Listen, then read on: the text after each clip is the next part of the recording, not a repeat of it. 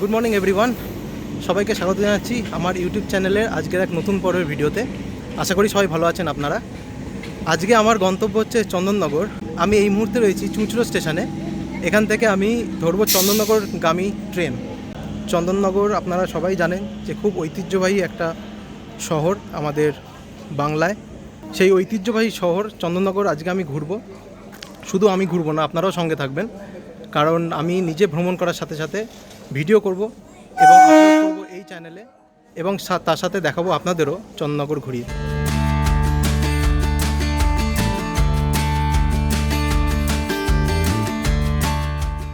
দিনটা ছিল 23 অক্টোবর 2025। সেই দিন ছিল ভাইফোঁটা।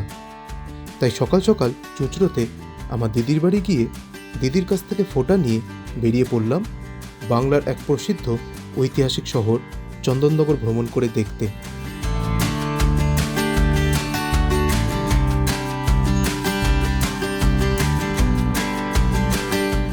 চন্দননগর রেলওয়ে স্টেশনে পৌঁছে সেখান থেকে 10 টাকায় টোটো ভাড়া করে চলে গেলাম চন্দননগরের বিখ্যাত স্ট্যান্ড রোডে। স্ট্যান্ড রোডে পৌঁছে আমার প্রথম দেখার জায়গা ছিল রানীঘাট। বন্ধুরা, এই মুহূর্তে আমি চন্দননগর স্টেশনের থেকে নেমে এখন চলেছি রানীঘাটের দিকে। তো রানীঘাট যেতে যেতে দুটো কথা বলি চন্দননগর সম্পর্কে। এই শহরের আরও বেশ কয়েকটি নাম আমরা ইতিহাসের বিভিন্ন ক্ষেত্রে দেখতে পাই। যেমন ফরাসিদের উপনিবেশ গড়ে ওঠার জন্য এই শহরকে ফরাসডাঙ্গাও বলা হতো একটা সময়। তারপর এখানে হুগলি নদীর গতিপথ অনেকটা অর্ধচন্দ্রাকৃতি হওয়ার জন্য একে একটা সময় চান্দননগরও বলা হতো।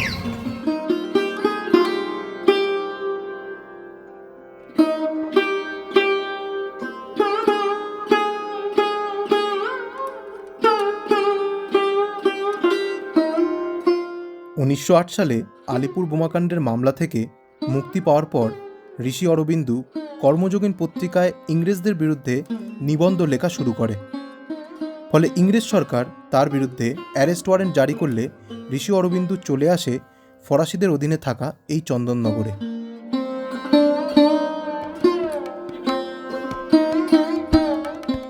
আমার পিছনে যে ঘাটটা দেখছেন এটাই হচ্ছে চন্দননগরের বিখ্যাত রানীঘাট।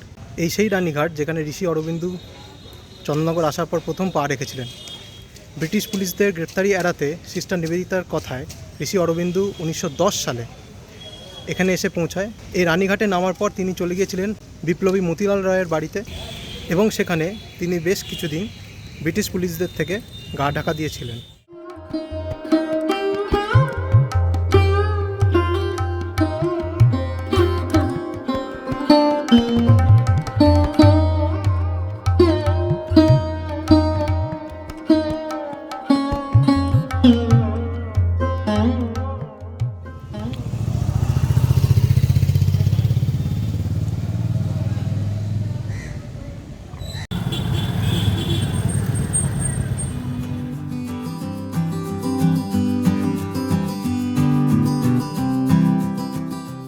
রানীঘাটের ঠিক পাশেই রয়েছে রানীঘাট জগদ্দল ফেরি সার্ভিস বা চন্দননগর ফেরিঘাট, যেখানকার ফেরি পরিষেবা সংযুক্ত করে চন্দননগরের সাথে হুগলি নদীর অপর প্রান্তে থাকা জগদ্দলকে।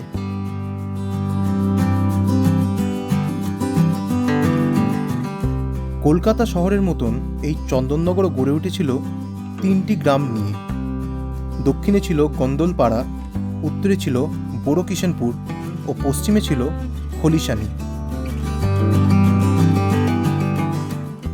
স্ট্যান্ড রোডের এই ধারেই রয়েছে বেশ কয়েকটা বসার জায়গা। এই মুহূর্তে দুপুরবেলা বলে কোনো পর্যটক এখানে দেখতে পাচ্ছেন না, কিন্তু বিকেল সময়, সন্ধ্যের সময় ও শীতকালে এখানে অনেক পর্যটক আসেন কলকাতা থেকে এবং অন্যান্য অনেক জায়গা থেকে চন্দননগর ঘুরে দেখতে। সকল বাঙালির কাছে চন্দননগর প্রসিদ্ধ জগদ্ধাত্রী পুজো ও পুজোর প্যান্ডেলের আলোকসজ্জার জন্য, কিন্তু এর পাশাপাশি চন্দননগর ঐতিহাসিক দিক দিয়ে কতটা সমৃদ্ধ তা হয়তো এখানে না এলে অতটা বোঝা সম্ভব নয়।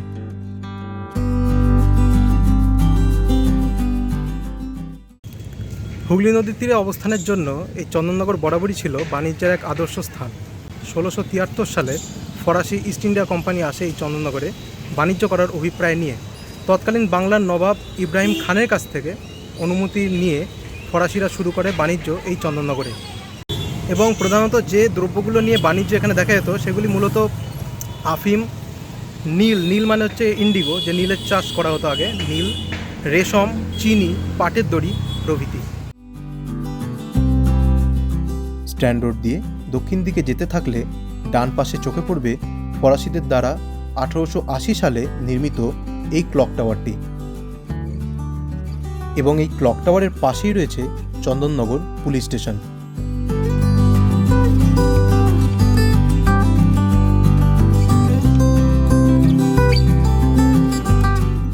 আরেকটু এগিয়ে গেলে ডান পাশে চোখে পড়বে চন্দননগরের রবীন্দ্র ভবন।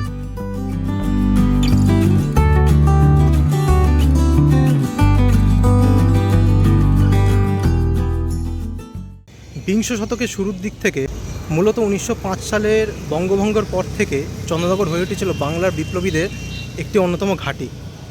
রাসবিহারী বসু, চারুচন্দ্র রায়, মতিলাল রায়, উপেন্দ্রনাথ বন্দ্যোপাধ্যায়, কানাইলাল দত্তের মতন কত বিপ্লবীদের আস্থানা হয়ে উঠেছিল এই চন্দননগর।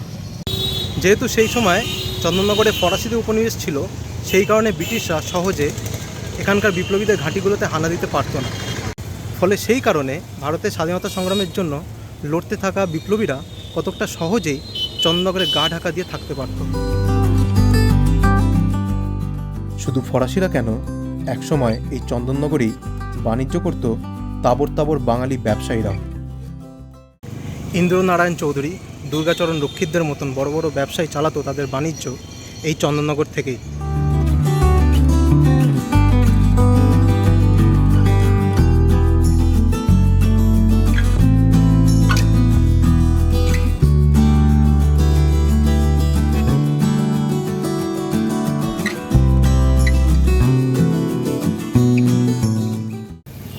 আমার ঠিক পিছনে রয়েছে চন্দননগর কলেজ। 1962 সালে তৈরি করা হয় এই কলেজ। এই কলেজে আরেক নাম ডুপ্লে কলেজও। যার নাম অনুসারে এই কলেজের নামকরণ করা হয়েছিল, তিনি ছিলেন জোসেফ ফ্রাঙ্কোয়া ডুপ্লে, ফরাসি ইস্ট ইন্ডিয়া কোম্পানির একজন গভর্নর। এবারে স্ট্যান্ড রোড ধরে হাঁটতে হাঁটতে চলে এলাম চন্দননগরের আরেকটি অন্যতম স্থাপত্য দুর্গাচরণ রক্ষিত ঘাট বা জোড়াঘাটের সামনে।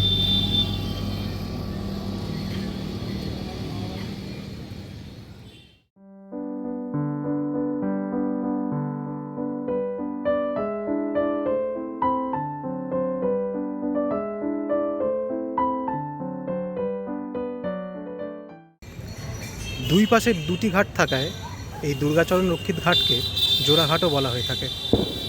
দুর্গাচরণ রক্ষিত অর্থাৎ যার নাম অনুসারে এই ঘাটের নামকরণ করা হয়েছে, তিনি ছিলেন চন্দননগরের একজন বিখ্যাত ব্যবসায়ী। তার সময়কাল ওই 19 শতকের মধ্যভাগের থেকে শেষের দিক পর্যন্ত। বলা হয় এই দুর্গাচরণ রক্ষিত একাধারে ছিলেন বড় ব্যবসায়ী ও অন্যদিকে ছিলেন একজন বড় ফিলান্থ্রোপিস্ট। তিনি এখানকার মানুষদের সাহায্য করতেন বিভিন্নভাবে। বাচ্চাদের জন্য খুলে দিয়েছিলেন স্কুল, যার বর্তমান নাম দুর্গাচরণ রক্ষিত বঙ্গ বিদ্যালয়, যে কারণে তিনি ছিলেন প্রথম ভারতীয় যাকে ফ্রান্স 1896 সালে ফ্রেঞ্চ লিজিয়ন অফ অনার অ্যাওয়ার্ডে সম্মানিত করেছিলেন। শ্যামাচরণ রক্ষিত তার পুত্র 1920 সালে নিজের বাবার সম্মানে এখানে তৈরি করেছিলেন এই জোড়াঘাট এবং নাম রেখেছিলেন তার বাবার নাম অনুসারে দুর্গাচরণ রক্ষিত ঘাট।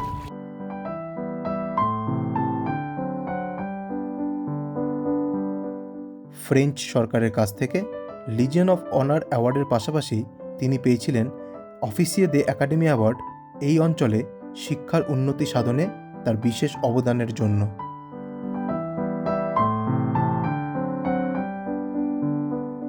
গ্রিক ও রোমান আর্কিটেকচারাল স্টাইলে বানানো এই দুর্গাচরণ রক্ষিত ঘাটে দেখতে পাওয়া যায় বিশেষ ইউরোপীয় স্টাকো এর কাজ।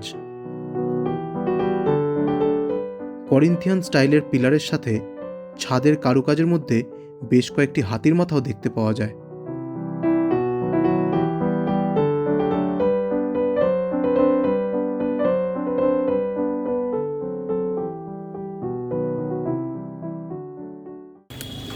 দেখুন, এখানে বিপ্লবী কালীচরণ ঘোষের একটি মূর্তি করা রয়েছে।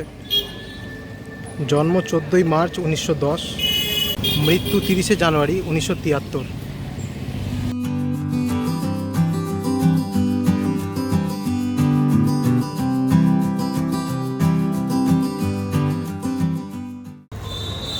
রানীঘাট হয়ে স্ট্যান্ড রোড দিয়ে আসার পথে ঠিক জোরঘাটের অপোজিট সাইডে ডান পাশে একটা রাস্তা ঢুকে গেছে এবং সামনে হচ্ছে চন্দননগরের স্যাক্রেড হার্ট চার্চ।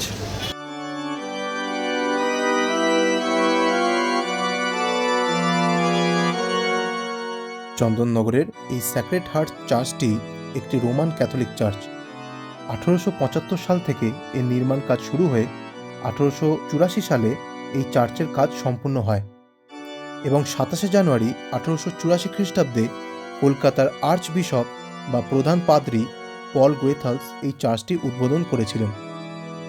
এই ফরাসি গথিক আর্কিটেকচারাল স্টাইলে নির্মিত চার্চটির প্রার্থনা হলের উপরের দিকে বেলজিয়াম কাচের নকশা ও অলঙ্করণ খুবই চিত্তাকর্ষক, কিন্তু ওই দিন সেই সময় চার্চ বন্ধ থাকায় আপনাদের তা দেখানো সম্ভব হলো না।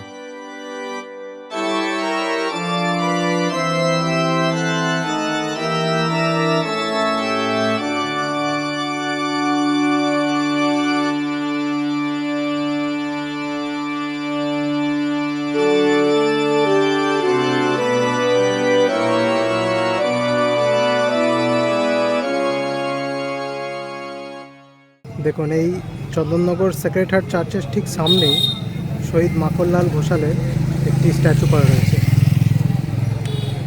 জন্ম চট্টগ্রাম 26শে জুন 1912, মৃত্যু চন্দননগর 2রা সেপ্টেম্বর 1930। চট্টগ্রাম বিদ্রোহের অন্যতম বীর সৈনিক, নিহত হন কুখ্যাত চার্লস টেগার্ডের সশস্ত্র বাহিনীর সহিত সম্মুখ সমরে।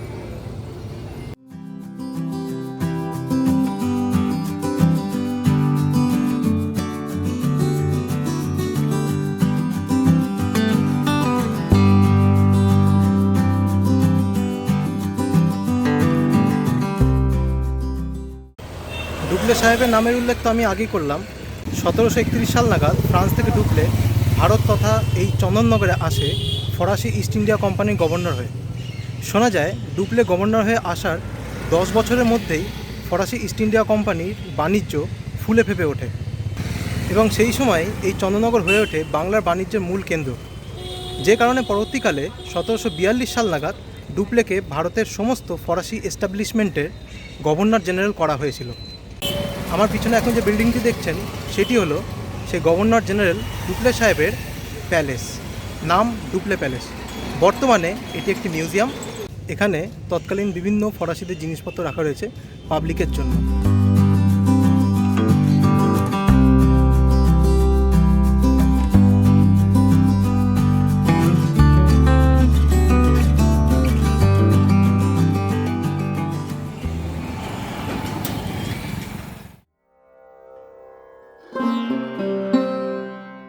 ডুপ্লে প্যালেসের সামনের রাস্তার ঠিক উল্টো দিকে অবস্থিত এই স্বামী বিবেকানন্দের মন্দিরটি।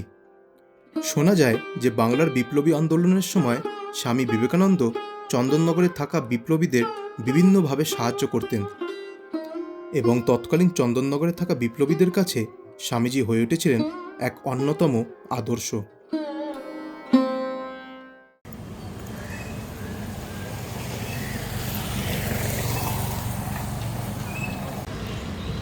উনত্রিশে অক্টোবর জগদ্ধাত্রী পুজো। আপনারা সবাই জানেন যে চন্দননগরের জগদ্ধাত্রী পুজো বিশাল বিখ্যাত, এখানকার আলোকসজ্জা খুবই প্রসিদ্ধ। তো সেই জন্যই দেখতে পাচ্ছেন রাস্তার দুধারে এই বাঁশের মাচা করা হয়েছে লাইটিংয়ের জন্য মেনলি। আর আমি হাঁটতে হাঁটতে চলে এলাম এই স্ট্যান্ড রোডের একদম শেষ কিনারায়, অর্থাৎ পাতালঘর। এই পাতালবাড়ি ঈশ্বরচন্দ্র বিদ্যাসাগর ও রবীন্দ্রনাথ ঠাকুরের স্মৃতি বিজড়িত একটি বাড়ি। ফরাসি আমলে এই বাড়ি ফরাসি নৌসেনার বিশ্রাম ভবন ছিল। এই বাড়ির নাম পাতালবাড়ি হওয়ার কারণ এই বাড়ির সর্বনিম্ন তলাটি অবস্থিত মাটির তলায়।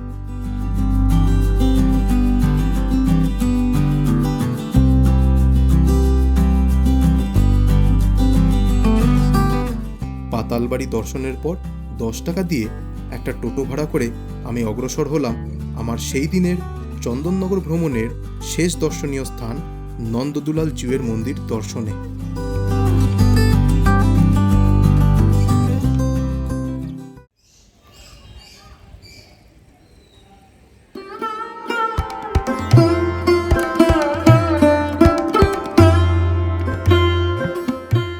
সতেরোশো উনচল্লিশ খ্রিস্টাব্দে স্বনামধন্য ব্যবসায়ী ইন্দ্রনারায়ণ চৌধুরী কর্তৃক নির্মিত এই মন্দির ঘরটি দোচালা।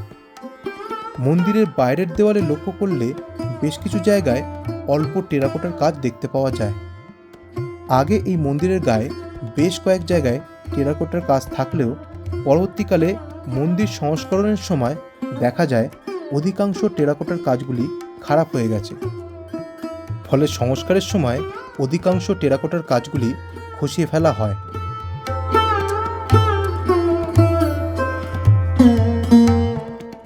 এই মন্দিরের বিগ্রহ কোষ্টি পাথরের তৈরি নন্দদুলাল বা কৃষ্ণের মূর্তি।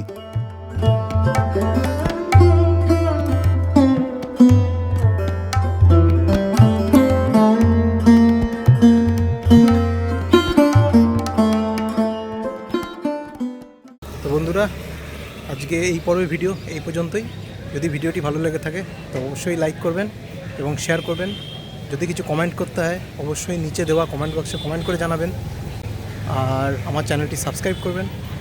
তো সকলে ভালো থাকবেন, সুস্থ থাকবেন। সবাইকে টাটা।